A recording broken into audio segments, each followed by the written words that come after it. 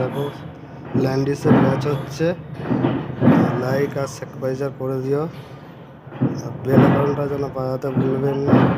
Like আর subscribe করে দিও। পরের ভিডিও আমি আরও ভালোভাবে দেবো। আর কেউ ভিডিওটা মানে দেখে চলে যাবে না, ভালোভাবে দেখবেন ভিডিওটা। তো আরও আমি নানা রকম ভিডিও আপনাদের কাছে নিয়ে আসতে পারবো।